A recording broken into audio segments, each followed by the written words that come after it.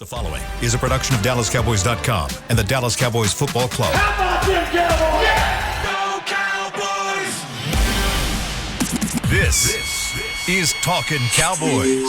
Streaming live from the Dallas Cowboys World Headquarters at the Star in Frisco. Handoff, Elliott plowing to the goal line. Barry, sacked by Lawrence. Prescott keeps it, and he bangs it in for the touchdown. And now, your hosts, Isaiah Stanback, Patrick Walker, and Kyle Yeomans. It is a wonderful Wednesday edition of Talkin Cowboys presented by Black Rifle Coffee Company, the official coffee of the Dallas Cowboys. We are live from the SWBC studios at the Star in Frisco with Isaiah Stanback, Patrick Walker.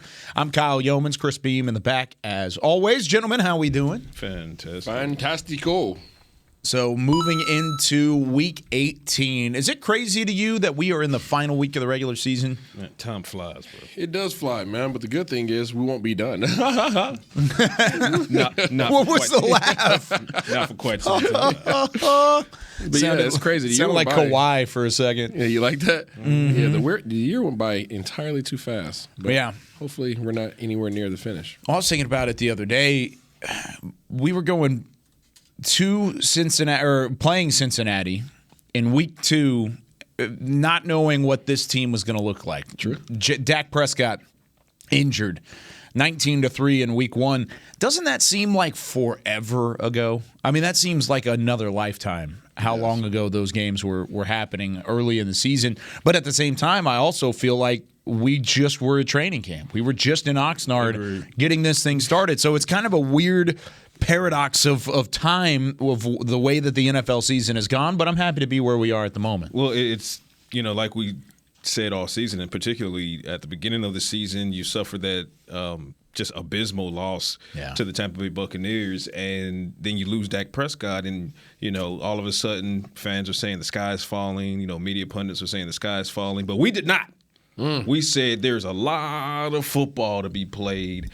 And there was. And even Isaiah, who's like the leader of the charge sometimes on the sky is falling bandwagon, even he was like, hold up, let's top the brakes here. Yeah, a lot of football that needed to be played, and now the Cowboys have played it and applied pressure to the Philadelphia Eagles going into Week 18. And like Isaiah said, hopefully there's a lot more football to be played because, as everyone knows, this is the starting line next week with Super Wild Card Weekend. So this is not the finish line. The regular season has ended or is about to end, but the dance is coming. It's time for the prom. Well, and that's the thing about where the Cowboys are right now after that start is everything is still on the table for you. Mm-hmm. Every single goal you set out to start when you did start in Oxnard is still there. Win your division.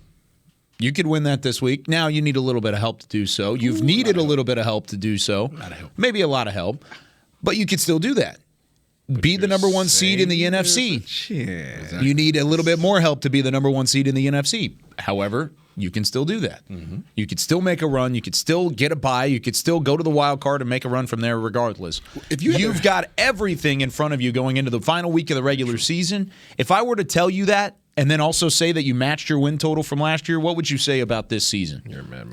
Ridiculous. This season has just been There's no ridiculous. way, right? I mean, I figured the Cowboys would fight the adversity, and that's why I figured they'd bounce back and defeat the Bengals even after the what happened in Week 1, including the loss of Dak Prescott. But even myself, having predicted a 12-5 season back in March when I was looking forward, having some foresight for the season. Obviously didn't predict that you'd lose Dak Prescott for 5 games, et cetera, et cetera. Yep. Stood on that, didn't change it. But nonetheless, I'm not mad at anyone who might have predicted 12 and then saw the loss of Dak Prescott and then shaved it back to 10 or 9 wins. Mm-hmm. I mean, that was just logical to do so. But again, here they are, 12 on the cusp of potentially getting 13-4 after losing your starting quarterback for 5 games. The Eagles couldn't get 1 win with their starting quarterback. With their backup quarterback, and they're supposed to be world beaters. So, shouts out to the Cowboys, and it is something that you said yesterday. And we really need to just give kudos to this coaching staff has been magnificent. They've weathered the storm. Yeah. They have not, with the win over Tennessee, they have now registered a season in which no 2-game losing streak. None. I think the only other team that can boast that now that the Eagles have suffered that are the Minnesota Vikings and I know the Kansas City Chiefs. So I think if the Vikings were to lose in Week 18, then only the Chiefs and Cowboys could make that claim, and that's pretty good company right there. Yeah. Last time the Cowboys have lost back-to-back games was the Week 11, Week 12, the short week with Kansas City and Las Vegas going into Thanksgiving in 2021. Right. So it's been a long time since you've lost back-to-back matchups in the same season, so that's always fun to look at. Now, kind of makes me want. This is funny. I always want to beat the rivals. I want to beat everybody. It's a fact, just period. But funny thought on the way here. Team hasn't lost 2 in a row. Maybe to guarantee that first playoff round win, maybe you drop one and watch. You drop one. Yeah, don't do it though. Stop it. Yeah, don't do it. But just funny thought. I said funny thought. Ha. Yeah, it's funny. I got my laugh, and now let's move on. All right, yeah, let's keep on. Let's pretend like that one didn't happen. Isaiah's just looking down at his iPad or his tablet right now. I'm looking into the percentages of the scenarios, potential scenarios. I knew the question. That's where I'm looking at. So I'm looking at the percentage of chance that they win the division, the conference, and host the 2 seed. Like, I'm looking at all those. Okay, so I'm going to tell you the scenarios that it takes while you find the percentages of the likelihood of each of those scenarios. So Dallas has to win regardless. If they lose, they're the 5 seed. Mm-hmm. Plain and simple. Boom. There you go. So that's the 1, 2, the 5. Those are the 3 potential seeds for the Cowboys. If you lose, you're the 5. If Philly wins, you are also the 5. Or ties. Philly wins or ties in their matchup against the New York Giants, you are the 5. So there you go. There's scenarios 1 and 2 that lead to the 5. If you are going to win your division, you need Philadelphia to lose, and you need to win as well. That would make you the 2 seed if San Francisco wins. So San Francisco is playing the Arizona Cardinals. Cardinals at 4-13 right now, or whatever it ends up. I think 4-12. Probably going to be 4-13. The possibility that you are going to be the 1 seed is very low because it would take Philadelphia and San Francisco losing, plus you would have to beat Washington. 0.07% chance that you're the 1 seed. Yeah, that's fair. Honestly, that's a fair percentage. All I need is a shot. There's a shot. All I need is a shot. Debo, the windows cracked. You said 0.7? 0.7. All I need is a shot. So I'll curve this bullet. Not even a full percentage point. Not even a full percentage. So if you're looking at it in a fraction, that is 0.07 out of 1. So not a whole lot to look at there. However, all I need is a shot. It's something. All you need is a shot. Do you have the ones for winning your division against Philly? Winning the division is 6%. 6%. Yeah, and that would mean you're the 2 seed, and you would play either Green Bay or Detroit. The winner of that game, would win a division. The Cowboys need to win. Or Eagles need to lose. I said Green Bay or Detroit, right? To secure the top seed, they need to win. Eagles need to lose. 49ers need to lose. Correct. Yeah. To be the 2 seed, you need to win. All you need is a chance. Eagles need to lose. Correct. And then everything else leads to the 5 seed at Tampa Bay in Wild Card Weekend. Who would you rather face? Tampa. Not even a question. Not over Green Bay right now. Tampa. Give me Tampa. On the road or at home against Green Bay? Well, because you're at home against Green Bay. Put it like this. I hold Tom Brady in the highest of esteem. Okay? Yeah, you played with him. He's the GOAT. Okay, he's still fully capable of playing really well. Mike Evans finally connected last week. They figured that out. Okay, 200+ yards. Even with those guys figuring it out, even with them having all their weapons and all that jazz, I believe that we match up really well against Tampa. Beginning of the year, we took that L, and I felt like we were going to take that L, right? Right now, if we play Tampa, I feel very confident in our ability to shut down what they do well, because I don't believe that their offensive line can handle the defensive front of Dallas. And that's both in the running game, because they don't have a solid running game. So they have to depend on their passing game, and, well, they don't have the most mobile of quarterbacks, regardless of how smart and intellectually intelligent he is. So I think that Dallas has an advantage against Tampa. You go to Green Bay, it's kind of funny. They have less weapons than Tampa, but they have a dude who has a drive out of this world. Now, when I say that, people are automatically going to look at it and say, well, Tom Brady doesn't have a drive? Absolutely, he has a drive. But Tom Brady isn't as streaky as Aaron Rodgers. And when Aaron Rodgers is in Aaron Rodgers mode, it's I don't care who's receiving the ball. He's a dude. And you just don't want to face him, especially in Green Bay. Well, first of all, let me say this. I think the Lions are going to beat them. I think so, man. Dude, we're gonna pick that game on Friday, We'll talk and about I it on might pick Friday. Detroit we just too. picked it already. All right, there's my pick. I like Detroit. Yeah, there's my pick. You don't want to face Detroit either. Yeah. Yeah, I think I would if you had to give me the If you option had to out give of the the option, three. I know. Though, I'm just saying, but like Detroit's a dangerous team. We talked about that when we faced them, right? They hit the crap out of us. Yeah. Yeah. The fighting Dan Campbell. They'll bite off some kneecaps. Yeah, I mean, literally. I say that to say I don't think this is going to be a conversation next week. But to answer your question, I honestly don't care. And I understand why people do, because it's all about matchups, and I get it. I get the science behind it. But for me, it's about catharsis, right? And you know, to kind of glance over to MLB for a quick second. And you know, you guys know how much I love my Braves. But this is a situation where, be it the slight odds of stealing away the division, everybody's like, well, not everybody. A lot of people are like, well, go ahead and rest the starters because the chances are too slim, et cetera, et cetera. If you follow MLB and you saw what the Braves were able to do to the Mets. Yeah. All you need is a shot, okay? But if you look at the 2020 season and you look at it from the standpoint of how the Braves won that World Series, right? They had to exercise their demons from the Dodgers. They had to exercise demons from the Astros. I mean, they had to run through Goliaths to get it done. And you get it done, and now no one can question it.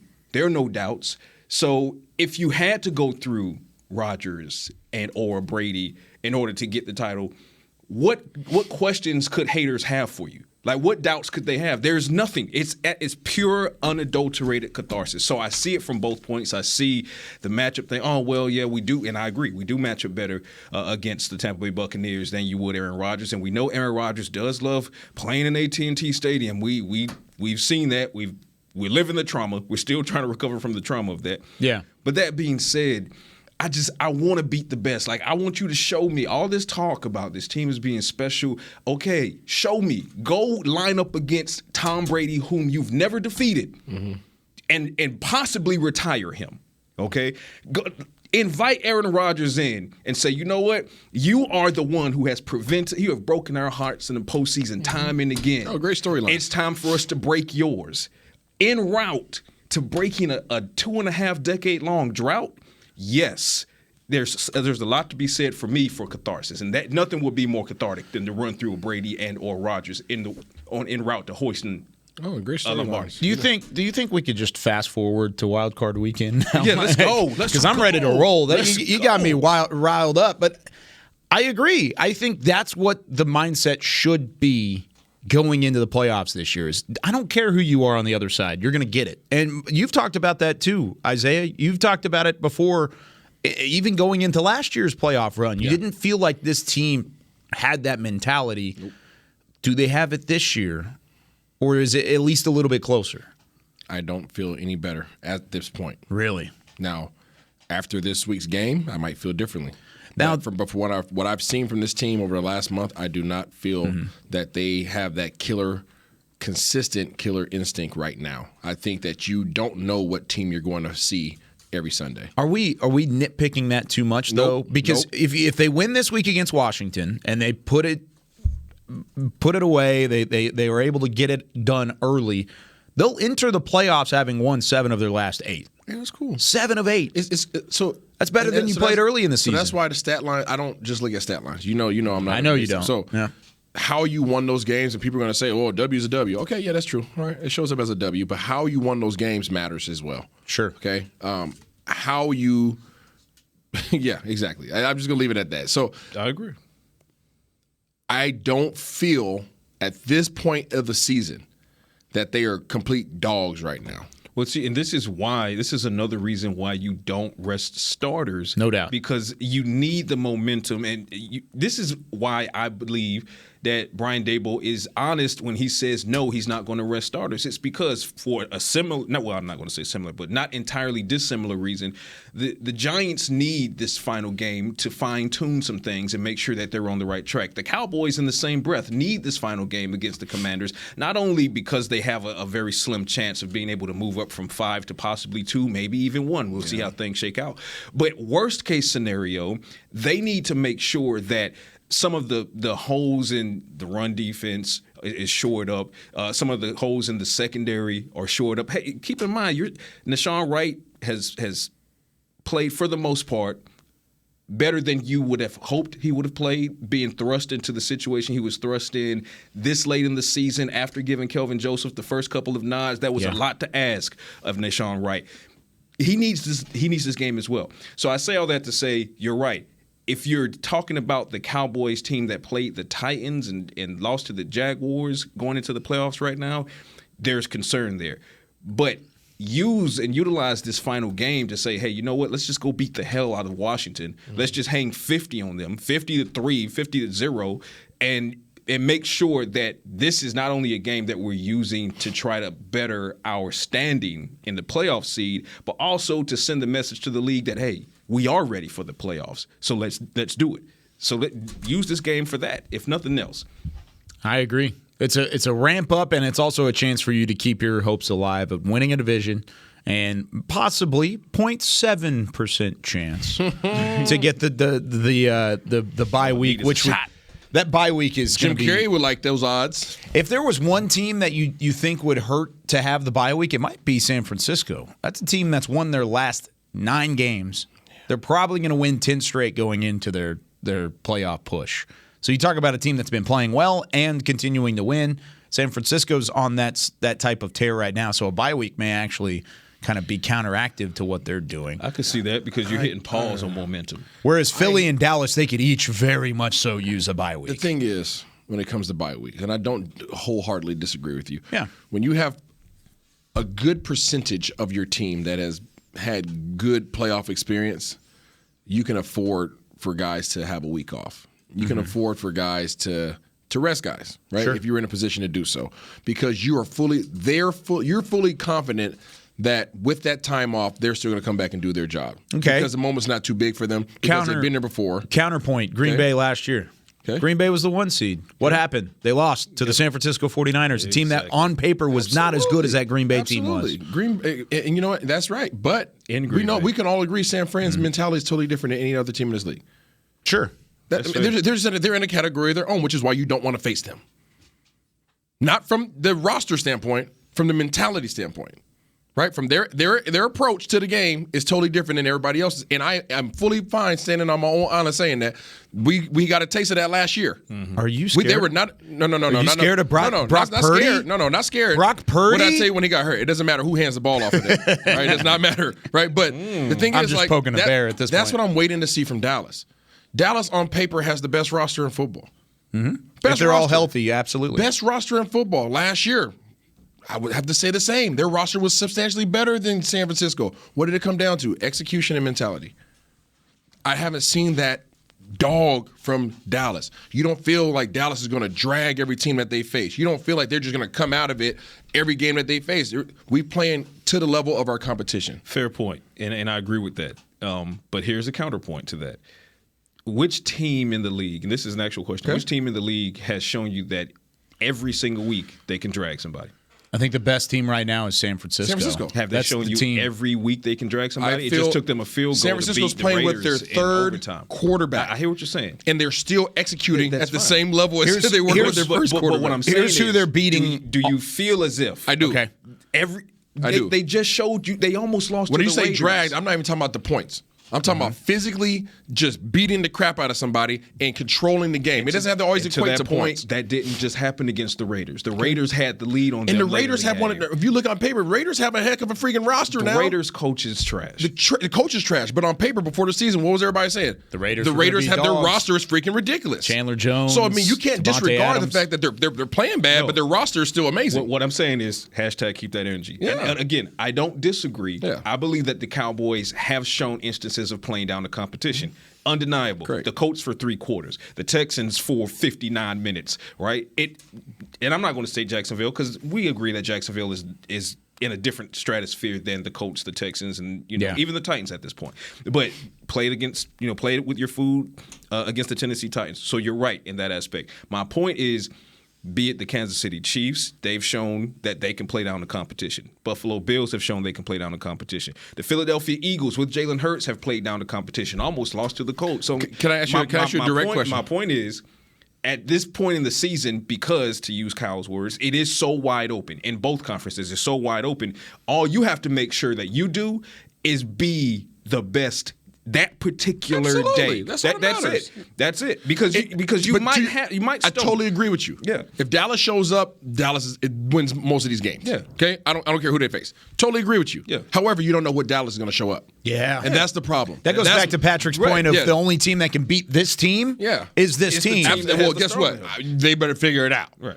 Because I can't put them in the same category as in the confidence going into the playoffs as a Buffalo and as a Kansas City. I can't do it. I can't do it yet. Roster-wise, I can. Yeah. Roster-wise, I can. Roster-wise and coaching, you can. Okay. You can. But unfortunately, that's not the whole thing. You just said 2 AFC teams, by the way. I know, but I'm just talking about the confidence that you. But the confidence. Stay on. I'm speaking on the confidence that you have though in those teams, right? When you think about Kansas City in the playoffs, you expect them you think about Buffalo in the playoffs. You think about Dallas in the playoffs. But I think a large part of that.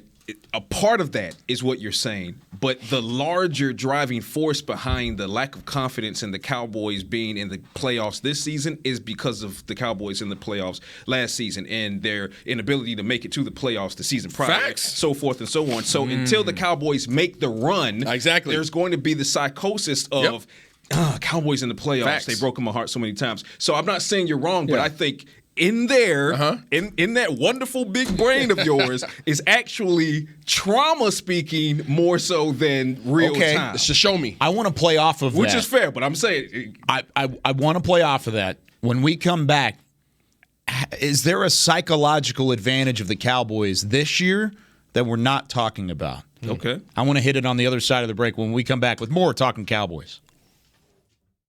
When you build, you start with the foundation. And home ownership is a foundation of a stable future. The Bank of America Community Home Ownership Commitment has helped over 34,000 people lay the groundwork so far, with up to $10,000 towards your down payment or 3% of the purchase price, whichever is less. The satisfaction of owning your own place can become a reality. Visit bankofamerica.com/homeowner to learn more. What would you like the power to do? Bank of America N.A. Equal Housing Lender. Credit and collateral is subject to approval. Restrictions apply. This is not a commitment to lend. Did you get to work on time? Yeah, but I just realized it's Sunday. Little Sweet says head on home. Dr. Pepper's on its way. So sweet, unique. Baby, there's nothing better. I bet you've probably done something that deserves a Dr. Pepper. Did you invest your nest egg in an NFT? Yeah, and I don't even know what that is. It's a non-fungible token. Everyone's done something that deserves a Dr. Pepper. Todd thought it would be secure to jog in the cheetah savanna. Todd believed the big cat repellent he bought online was reliable. And now, Todd is trying to be faster than this cheetah that can run 80 miles per hour. But the good news is, Todd has AT&T 5G that is fast, reliable, and secure. And he learned the best thing to do is stop running and toss her the backpack with the beef stew. AT&T 5G. Fast, reliable, secure. It's not complicated. 5G requires compatible plan and device. 5G may not be available in your area. See att.com/5G for you for details. Are you ready to take coffee off your grocery list forever? Black Rifle Coffee Club is here to help. As a coffee club member, you'll get your favorite coffees roasted, packaged, and shipped to your door free of charge on your preferred schedule.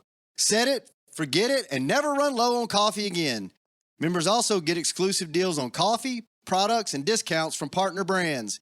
Ease your mind and let Black Rifle worry about your coffee supply. Go to blackriflecoffee.com to join the coffee club today.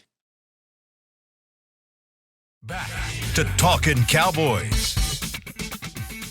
Enjoy premier dining, shopping, and experiences from over 20-plus restaurant shops and more at the Star District. Make sure to go to shop into the district's newest additions, a women's boutique, Monkeys of Frisco, I think that's how you say that, the Fine Art Gallery, Lombardi Italian. That place is incredible, by the way. Oh, you've been there. Yeah, it was really good. And the talk of the town, the Glen and Monarch Stag. Visit thestardistrict.com for the full directory. Go visit the Star District outside. They're doing some good stuff. They are doing a lot of Tricky construction over Fish there. is out there now. Sidecar Social's coming. There's a Did you ton get of stuff. an invite to the Italian spot? I did not. No. That was a family thing. Oh, okay. That's We're all not it family. was. We're not family. We are family. This you is, heard that right there? This is Wow. blood. You That's got all it was. Cowboys Nation, y'all just heard that. I heard. Whoa. Clip it. We are family. Did you see what's coming? Or came? It's a cow bite, Douglas. Pete's? Pete's Piano Bar. Yeah. That's out there, too. Peace what? Pete's Piano Bar. Oh, You have really? the dueling yeah. pianos. Dueling pianos? It's awesome. Yeah, moved from Madison to the Star in Frisco. Really, really cool. They're doing a lot of good stuff out there. It's going to be a hopping spot. Nice. All right, back here on Talking Cowboys, we're continuing the discussion leading into the playoffs. I promise we're going to preview Washington's offense and Dallas's defense at some point throughout the next 25 minutes or so. However, I want to play off of what we talked about at the end of that first segment. Bring it. Because Patrick is talking about how this year has a chance to be different, and it absolutely does. Every time there's a chance. Yes. Isaiah's talking about the mindset and how it's not the same, or it is the same, or you feel the same as it was last year, right?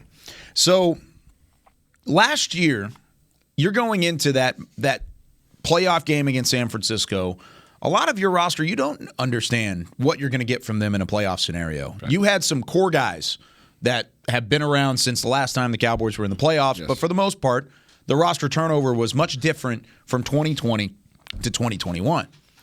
However, from 2021 to 2022, is there a psychological advantage? One, because it's the majority of the same guys that are on the field with you this time around as they were last time around, even with some sprinkled in injuries. There's not a ton of newcomers that are going out and playing a significant number of snaps. Okay. That means there's a couple. I mean, Anthony Barr, one of them, a couple guys on the back end, but that's about it.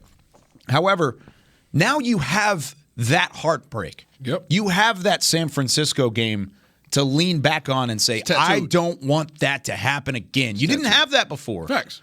And it's also the first time you've won back-to-back 12-win seasons since 95-96. Awesome. Is this the best chance for the Cowboys psychologically to have an advantage, knowing, okay, we can't let that happen again. We got to take care of business in the playoffs whenever we get there? Absolutely. Absolutely. Heartache helps you. It should. If you learn from it. If you learn from it. If you learn from all right? it. Otherwise, you're bound to what? Repeat it. So I hope that hurts.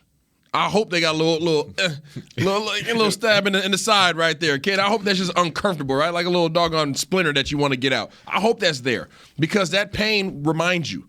And when you're reminded of a pain point, you don't want to repeat that pain point. So they need that to drive them towards success. So to answer your question, yes. My concern is what Dallas does. Let me back it up a little bit.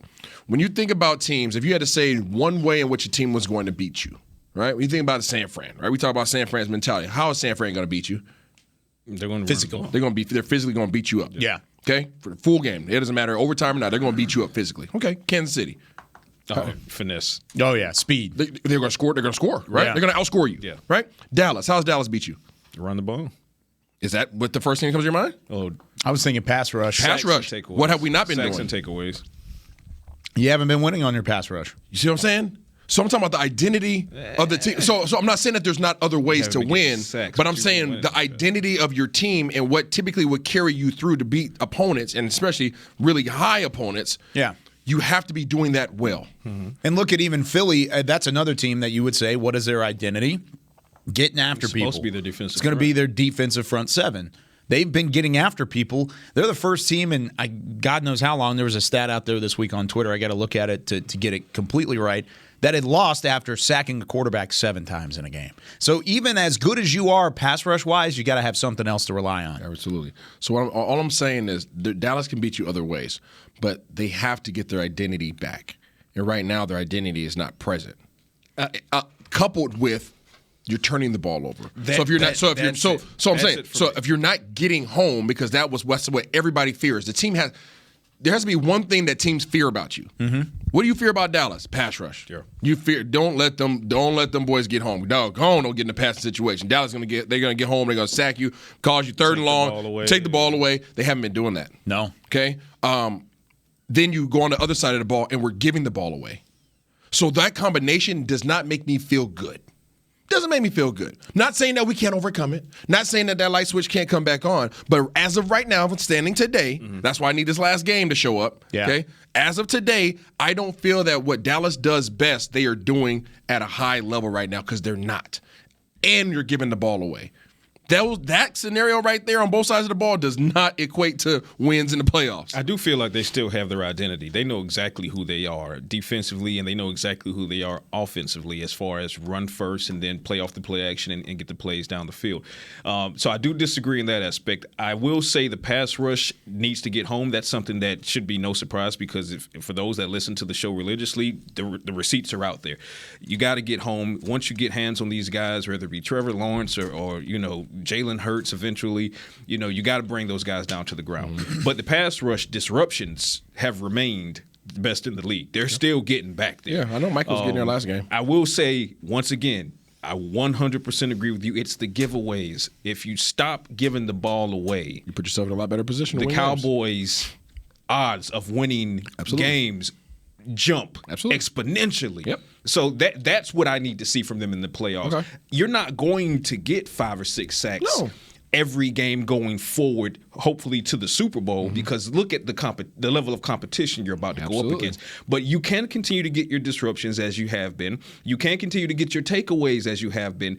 But the question is, are you going to give added possessions to Tom Brady or Aaron Rodgers or don't do it. But so if you don't, you win these games. You saw it in Green Bay. And I'm not saying you don't. Yeah. I'm just making the point. You saw it in Green Bay. So let it be the thorn in their paw. Let the overtime loss in Green Bay, which was eerily similar to the overtime loss in Jacksonville. I think that's just the universe sending the Cowboys a message. Use the Jacksonville Jaguars as a reminder to say, hey, maybe you forgot what happened in Green Bay. So let's give you a late season reminder that hopefully will carry you to and through a playoff run. Because as the Cowboys enter the playoffs, the most recent humiliation that they have is just that. It's recent. It just happened a couple weeks or so ago in Jacksonville. Pick 6 off the hands of Noah Brown. You lose that game. And what was Dak's body language after that game? Like, wow, I can't believe this happened. Remember that, Mr. Prescott. Remember that feeling because you don't want to feel it again. When you get up, when you have a lead on the team, whomever you're playing, and I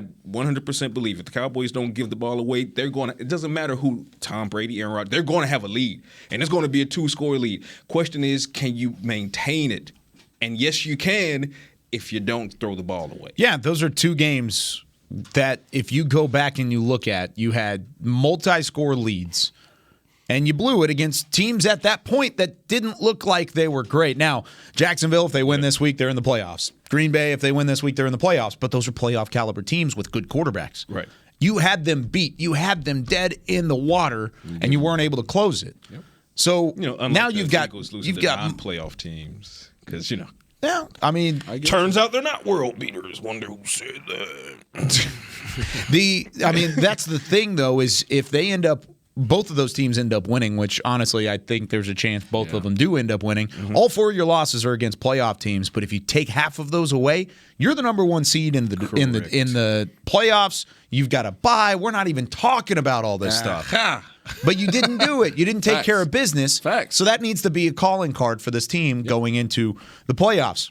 Let's talk about Washington, though, coming up this week. The Commanders, they've got their own problems, their own set of problems. Ron Rivera this morning They blew it last week. He said this. Did you hear what he said this morning in the press conference?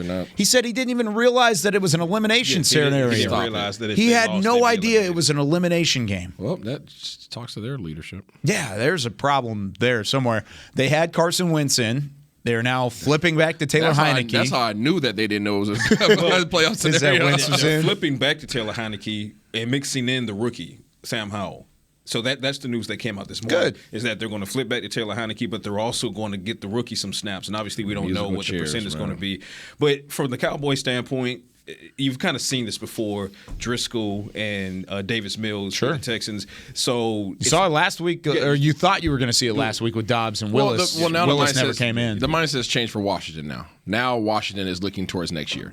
Now they're trying to figure out, okay, who's going to be here? Who's going to be here next year? But see, that's why I say the players, though. The players they're most certainly fighting for their jobs. So absolutely, I still don't believe the news comes out and everybody's like, yeah, this is going to be 50 bird, and it should be, but it should have been regardless of if it was Wentz, Heineke, or how it should have been, or it should be exactly that. So this quarterback news doesn't change that for me, and we'll talk predictions later in the week. But what it does do is tell me that the Cowboys might need to prep a different way, right? You already played Taylor Heineke, you played against Carson Wentz several times, you know how to play against him. Okay, so just approach it with kind of like the Texans mindset, where it's just like, okay, we don't know who they're going to start, and they kind of caught us off guard. So don't let the Commanders catch you off guard with, one play it's Howell, the next play it's Heineke, the next play is Howell. Just be prepared for that and go do what you were supposed to do anyway, which is just blow the doors off this team, because it's a dysfunctional team, it's a dysfunctional organization, and there is no reason that they should be in this game by the time halftime rolls around. They've got a lot of issues, but is this a better Washington roster than you saw in Week 4? Yes. I think so, too. Yes, but we can't talk about that till tomorrow. Because it's on the defensive side of the ball. Offensively, they're not very good right now. No. I mean, they had a chance, and they started to kind of sneak up right in the middle of the year, they don't have an identity. Fell off a cliff. They don't have an identity. I mean, you think about the Washington Commanders, even going back to last year, their rushing attack was minimal. What you feared from them last year. Really, that was what you were worried about, the rushing attack, and you were worried about Scary Terry. Those are the two guys that you're worried about. Logan Thomas, you never know if he's going to be on the field or not, just due to health issues. But you don't fear anything about this offense right now. And that's just a reality. Now, that does not have anything to do with, let me say that. That has no effect over your approach to the game. The fact that they don't have any dudes that are scaring you right now, you have to get back on track. For Dallas's defense, this is a get back on track game. That's how I perceive it. Figure it out. I don't care if these guys are lighting up the scoreboard, if they suck like they do right now. You have to find a way to get back on track, right? What I was just talking about, your identity of this team is your pass rush. Teams fear that. I don't think teams are fearing it as much right now. Right, there was a point in the season where when teams got the third down, if it was 3rd or 7 or more, we were all sitting back like, watch this. Yeah, watch this. Right now, we're back like, can they get home? Maybe it's gonna be the ball's gonna get out quick. He's gonna have to tackle the first guy's gonna make the tackle. Is that a byproduct though of teams actually fearing the pass rush enough to where they're completely changing their identity? Absolutely. All teams have absolutely done that. Get the ball out quickly. So with that even being said, going into the playoffs, no matter if you have 8 sacks or more against Washington, our team's going to actually fear this pass rush enough to where, oh my gosh, even if we change our own It depends on how you go about it. It depends on how you go about it, because there's different ways in which you get sacks, right? So you got the scheme. That's one way to get sacks. And then you just have pure talent, right? Pure talent. Oh, and I'll throw another category in there, will. Right? You have straight will. The will to win, right? The will to make the play. I don't care who you are. I don't care how many all pros you got. I'm about to throw you out the club. Right? Nothing's going to stop me from getting from this point A to point B, right? I'm throwing you you might as well just get out the way. Yeah. Right? Y'all might as well just go ahead and run a screen route because I'm coming. Right? And then you got the skill set from like a Micah and Fowler and stuff like that, which is like, crap, these guys are fast. Right? And then you get spin moves and speed and dip and rip and just tenacious. And then you got the scheme of Dan Quinn, right? Stunts, right? Mismatches, all those alignments and all those type of things. So there's different ways in which you go about getting sacks, and there's throwing the word sacks and pressures, that's the umbrella. But how you get there, that's where the finite details are at. And that's what teams are going to look at and try to scheme up. Because you can scheme up some of it, but even if I scheme up what Dan Quinn's doing, okay, as offensive coordinator, I did that. Well, crap, now I still got the will and determination of these cats. Washington just doesn't have the horses. Facts. Stop Scary Terry, and that's a wrap. And we've seen time and again, Trayvon Diggs has been able to shut down Terry McLaurin. Robinson, he's not completely healthy. He's doing what he can to produce out there, but he's not really healthy. So you have Gibson, man. Yeah. I think he's been banged up. He was on my fantasy team. So it didn't really, but they didn't even start the year off with him. Like it's almost like they had some kind of dispute. I think he's been banged up. Their running game he's had like a lingering thing. It's like a Zeke thing. This dude was a beast. Their rushing attack is hobbled. He was really to that good. point. The rushing attack. Why do you think I drafted him? I know, but I'm saying I feel like there's something internal that happened because they didn't even start the year wanting to give him the ball. Yeah, no telling. Everything's internal with that organization. Hopefully it gets external because that organization needs to get blown up. But their rushing attack is hobbled. Quarterback play is nothing to speak, nothing worthy of speaking of whatsoever, regardless of who's back there right now. And that in itself helps negate Scary Terry. But then Trevon Diggs, even if you had a quality quarterback to get McLaurin the ball, Trevon Diggs has shown he can clamp him. So I don't see a situation where any scenario in which the Commanders get their offense going against the Cowboys. I just think they get beat up early. And the spirit that already is not there, I mean, there'll be some competitiveness because, again, there are players that are trying to keep their jobs and there are coaches that are trying to keep their jobs. Or at minimum, put on film something for another team to come and pick them up. Yeah. So there'll be a competitive nature there. It'll be scrappy, but you can just go ahead and break their spirit. You get up 14-0 and it'll get away from Commanders really quickly. They'll start laying down. Yeah. They'll roll over and show their belly at that point. It's a big chance for you to do that early in this football game. But when we come back here on Talking Cowboys, we'll wrap up this episode, and we're going to talk about the secondary. We talk about getting right. This might be a chance for the secondary to be tested. Getting right with but a W? also still get right with a W. Getting right. W. Is that a Bars. column headline right there? Bars. It's pretty good. All right, we'll be back with more bars like that here on Talking Cowboys. Todd thought it would be secure to jog in the cheetah savanna. Todd believed the big cat repellent he bought online was reliable. And now, Todd is trying to be faster than this cheetah that can run 80 miles per hour. But the good news is, Todd has AT&T 5G that is fast, reliable, and secure. And he learned the best thing to do is stop running and toss her the backpack with the beef stew. AT&T 5G. Fast, reliable, secure. It's not complicated. 5G requires compatible plan and device. 5G may not be available in your area. See att.com/5G for you for details. Black Rifle Coffee Company serves premium coffee to people who love America.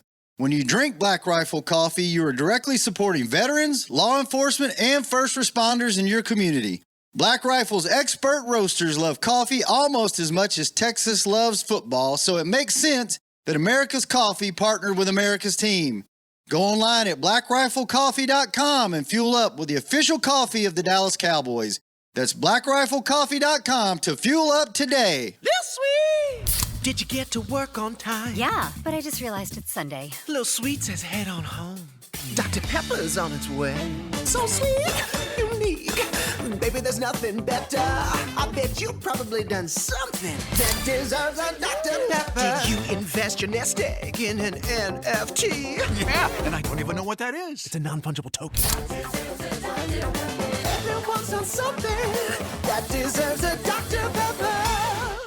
Want to use what the pros use? How about the official men's skincare brand of the Dallas Cowboys, Jack Black? Right now, you can get the Jack Black Starter, a curated collection of Cowboys locker room favorites for just $10 with free shipping. The starter includes 4 Jack Black skincare favorites, plus a full-sized intense therapy lip balm. Go to getjackblack.com/cowboys and use the code word TEAMJB. That's getjackblack.com/cowboys. The Jack Black Starter, $10, free shipping.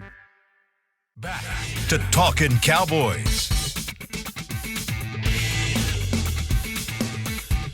Back here on Talking Cowboys, it's only right that the best fans in the whole world get the out-of-this-world gear. Visit your local Dallas Cowboys pro shop or log on to shop.dallascowboys.com. A Fanatics experience and grab Cowboys Nation-worthy hoodies, tees, accessories, and a whole lot more at the Dallas Cowboys pro shop. Final couple minutes here of Talking Cowboys. Isaiah Stanback. We've got Patrick No-C Walker, Kyle Yeomans, Chris Beam in the back. All right, gentlemen, the secondary has been the biggest question mark, and we're previewing the Cowboys defense versus the Washington offense. It's been the biggest question mark since the injuries of Anthony Brown and Jordan Lewis. You brought it up a little bit earlier. Nahshon Wright has come in and he's played above the expectations, but still a lot of room to grow. Facts. Still a long way to go. Mm-hmm. And for those there were some in my Twitter mentions when I said Nahshon Wright is trending upward. They were like, "Oh man, he's terrible." Blah blah blah. You're not watching the film. Fact. You're not watching the film. Period. He's doing good things, which is something we couldn't say from the guy he replaced. Correct. is this a game where not only is it a get right, where it's a winnable matchup, however, but they're going up against some good receivers. Curtis Samuel, Terry McLaurin, Logan Thomas, tight end. I mean, there are guys that are good on this offense. Is this the right time for them to get a good challenge and to win that challenge? Absolutely. We talk about tuning yourself up for the playoffs, and for the secondary, this is your final chance to do that. And to your point, yes, Deshaun Wright, who grabbed his first career interception against the Tennessee Titans, he's showing you what that length can do. It can be disruptive. It can get into the passing lanes. It can make quarterbacks think twice about maybe I can float this over his fingertips. I don't think that you can. So you love where the needle is pointing on a guy like Deshaun Wright, but he also needs more reps, and that's why it's paramount that you see him get that against a team like Washington. And it's going to be a chance, I should say, to build that much more confidence because you're going against a rookie in Howard. You're going against Taylor Heineke, whom the Cowboys basically own. And even if it were Carson Wentz, Carson Wentz is going to give you opportunity to take the ball away. So as a young secondary, not named Trevon Diggs and not named Deron Bland because Bland has already shown you what he can do. He's a star, right? But for Deshaun Wright and maybe at least one or two of the veterans that the Cowboys have. Trayvon Mullen has been inactive both of the games that he's been with the Cowboys. We haven't seen him yet. Maybe we see some Trayvon Mullen I hope so. in this game so the Cowboys know what they have from him Maybe. before. And I'm with Isaiah. I see the eyes. You got to know what you got there before you go into the playoffs. You got to know what you got there. You've seen some Mackenzie Alexander, but you haven't seen Kendall Sheffield yet either. So good opportunity for the Cowboys to not only get additional reps for Deshaun Wright, but let's see Mullen and hopefully Sheffield because you got to know what you have before you go into the dance. I love Nashawn. I've been a big fan of E Honda ever since he got here. Thousand hand slap. Exactly. And I want to see him more impressed. I can't say this enough. I don't know what's going on in terms of defensive strategy, but I know Al Harris was one hell of a press corner back in the day, and Dan Quinn used to be a press man coverage guy. And he's got 2 years in the system now. Yeah, so I'm hoping that they allow E Honda to get up there and put some fisticuffs on some people, but he is coming along. And if to your point, Kyle, if people are saying that he's coming along too slow, well, he hasn't had a ton of reps, and then the reps he has had, he's doing pretty doggone well with them. So he was in there. He was able to be in there consistently last week, and he made some plays. So I'm looking forward to seeing him continue to develop and build his confidence because I don't care what people think about draft status and how high they're drafted and what they should be doing by this point in time. This is a confidence game. All these guys are capable of playing at a really high level. If you're in the NFL, you're one of the best in the world. Yep. Regardless of how bad or how good you may be looking, you're still one of the best in the world. Yeah. This is all on confidence. So if you're out there and you have your swag back and you got clothes right, socks right, shoe game right, you know what I'm saying, got your visor on, whatever it is that you do to feel good, and then you actually go out there and play good, well, now you just need to double down on that. Give another game. Give me the same amount of reps. Let me get my feet wet. Let me get used to this game, which is why players hate getting cycled in and out. Because I can't get a feel for the game, right? I can't get my swag because, as soon as I start feeling good, I'm coming out the game, right? And now I got to get back in there and try to get warmed up again. So let guys get in there and get used to the flow of the game and start remembering the types of players that they were. Because that's what it is. When I'm in the league and I'm into my second year and I haven't had the opportunity to make a lot of plays, I was a dude in college, but now in the NFL, everything that's been the position I've been in, the reps that I've been given has shown me that, oh, you're not a dude anymore. Then all of a sudden I get an opportunity to start getting these reps again. Oh, crap, maybe I still, this is what I do, right? So you have to start remembering who you were as a player. And as soon as you make a play like that and you get an interception, I'm back. Yeah, I'm back. Now just keep me in there. Keep me in there. Confidence builder. Confidence booster. That's what this game has to be. A momentum boost. Momentum booster as well as a confidence booster. Facts. While also potentially giving you an opportunity to move up from the 5 seed. Yeah. And worst case, even if you win this game and, like you said, the Eagles win and it all, is kaput and the Eagles clinch, et cetera, for me, and I've said this and I'll say it one more time. I said it 1,000 times. I'll say it one more time. The fact that you forced the Eagles to do something they did not want to do with their starting quarterback might negatively impact their chances in the playoffs. Checkmate. It's a win in that regard. And going back to what you said about Nashawn, for those that listen to the draft show, they know I wasn't very high on Nashawn Wright. Yep. I never really was. I love him as a person. Yeah. He's a delight to talk to. He's a great dude. The work ethic is off the charts. I love what he does behind the scenes, and I see why they drafted him because of that. Yeah. He's also got the physical tools. Now it's starting to put that together with that confidence. I agree with you wholeheartedly in that regard. I hope he continues to trend in the right direction. That'd be huge. That'd be massive for this football team heading into the playoffs and moving forward. Really quickly, another guy that I loved interacting with for some time. We haven't confirmed it, but reports are out there that the Cowboys have waived wide receiver James Washington. So the reports have hit this morning, of course, with the signing of T.Y. Hilton and what he brought to the table. Still waiting to confirm. Got to confirm it, but that's the report for me and Rappaport. Several reports are out there that. Yeah. So James Washington, he'll be subject to waivers, so he can be claimed by any of the other teams, and we'll see how that happens. But the addition of T.Y. Hilton and the immediate impact of T.Y. Hilton pushed James Washington to the inactives list and now off of the roster. So I hate that for James. Yeah, he's such a good dude. Yep, really good dude, and he came in with a lot of optimism. But injury in training camp and at the start of training camp, no less, pretty much deleted his chances with the Cowboys. Yeah, that derailed the whole thing. But best of luck to James Washington, whether he ends up being taken on waivers or maybe he's back here. Yeah, who knows? Could land on the practice squad if he clears and resigns. Who knows? We'll see. Hopefully, he wherever he ends up, best of luck and best wishes to James Washington. Continued prayers, by the way, for Damar Hamlin. Yes. Continuing to fight up at the UC Medical Center in Cincinnati after that play on Monday Night Football. I want to continue to send our thoughts and prayers that direction and to the Buffalo Bills family as well. But that does it for us here on Talkin' Cowboys on a wonderful Wednesday. We'll be back tomorrow previewing the Cowboys offense and the Washington defense. For Chris Beam, Isaiah Stanback, Patrick No-C Walker, I'm Kyle Yeoman saying so long. Thanks for joining us on Talkin' Cowboys.